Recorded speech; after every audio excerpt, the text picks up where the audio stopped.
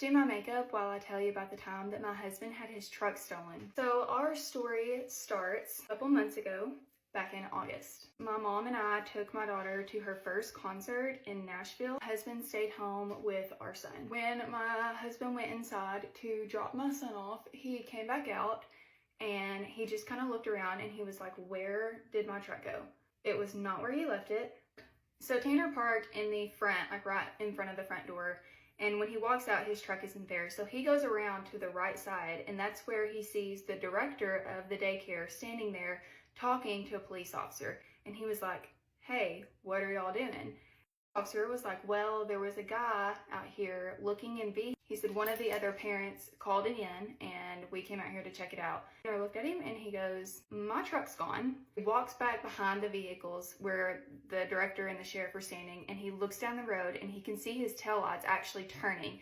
And he says, "That's my truck right there. Go get him." So the sheriff takes off. Tanner got a ride down to where his truck was, and cops decided to pit his truck into the ditch, which means that they like rammed into it. He had pretty good damage on it. They did arrest the guy. Super messed up on drugs, did not know really what was going on. It truly did happen to the best person, because if you know my husband, he is like the most easygoing, happy-go-lucky person ever. He was literally laughing about the situation. Like, somebody took off in his vehicle, stole his vehicle. The cops had to wreck his truck, and he was just laughing about it. He was like, "Well, what are you gonna do, you know?"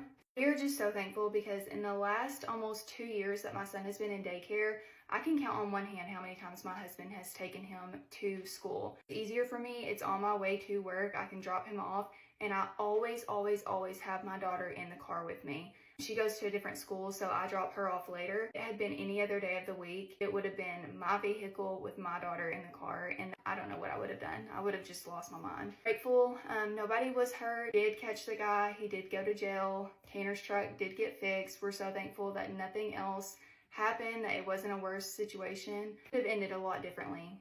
So yeah, lock your cars, because there's crazies out there and you never know what's gonna happen.